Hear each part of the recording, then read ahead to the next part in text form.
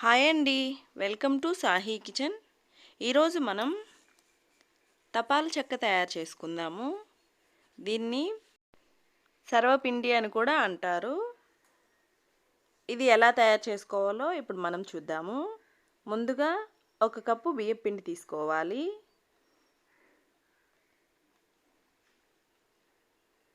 ఇందులోకి సన్నగా కట్ చేసుకున్న ఉల్లిపాయలు వేసుకోవాలి.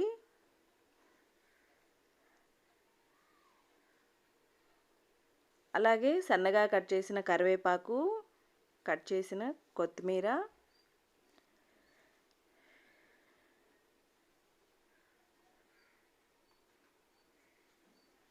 పల్లీలని ఫ్రై చేసుకుని ఇలా కచ్చాపచ్చాగా దంచి వేసుకోవాలి.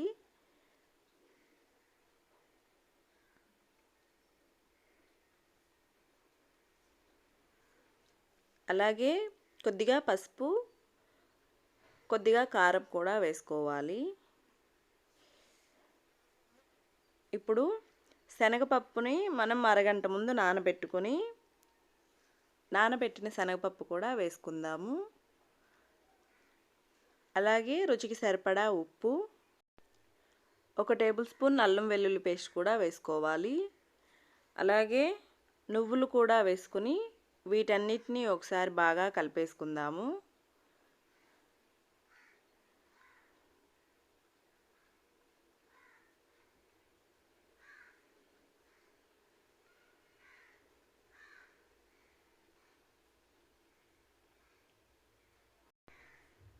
ఈ విధంగా కలిపేసుకుని ఇప్పుడు కొంచెం కొంచెం నీళ్లు వేసుకుంటూ చపాతీ ముద్దలా కలుపుకోవాలి.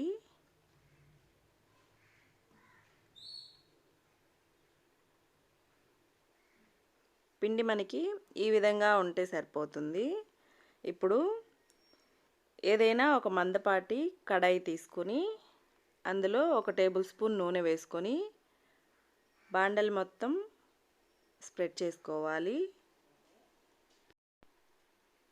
ఇప్పుడు మనం ముందుగా కలుపుకున్న పిండి ముద్దను తీసుకొని బాండలి మొత్తం పలుచగా ఒత్తుకోవాలి.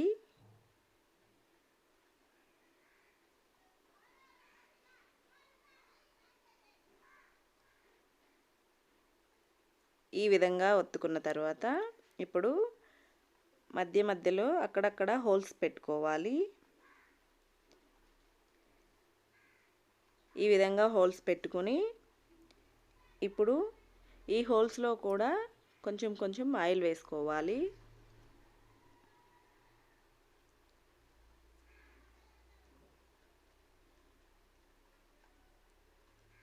ఈ విధంగా వేసేసుకున్న తర్వాత ఇప్పుడు స్టవ్ పైన పెట్టి పైన మూత పెట్టి ఫ్లేమ్ని లోలో ఉంచి నిదానంగా కాలనివ్వాలి. అప్పుడే మనకి చక్కగా ఫ్రై అవుతుంది. ఇది ఫ్రై అయ్యేలోపు మరొక బాండిల్ తీసుకొని ఇదే విధంగా మరొకటి కూడా రెడీ చేసుకోవాలి.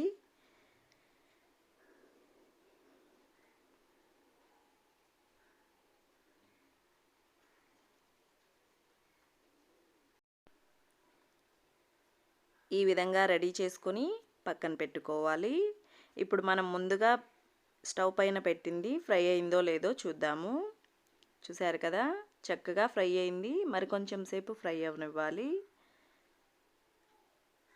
ఇలా ఫ్రై అయితే మనకి తపాల చెక్క రెడీ అయిపోయినట్టే. మనకి ఫ్రై అయిందని ఎలా తెలుస్తుందంటే ఈ అంచుల చివర దానంతట అదే ఊడిపోతుంది. అప్పుడే మనకి చక్కగా ఫ్రై అయినట్టు.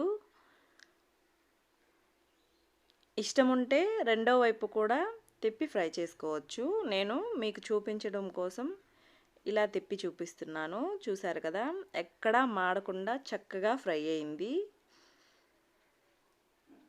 అంతే అండి, చాలా చాలా ఈజీగా ఇంకా టేస్టీగా ఉండే తపాల చెక్క రెడీ అయిపోయింది. తప్పకుండా మీరు కూడా ట్రై చేయండి. ఈ వీడియో మీకు నచ్చినట్లయితే ప్లీజ్ వీడియోని లైక్ చేయండి, షేర్ చేయండి, సబ్స్క్రైబ్ చేయడం మాత్రం మర్చిపోకండి. Thank you.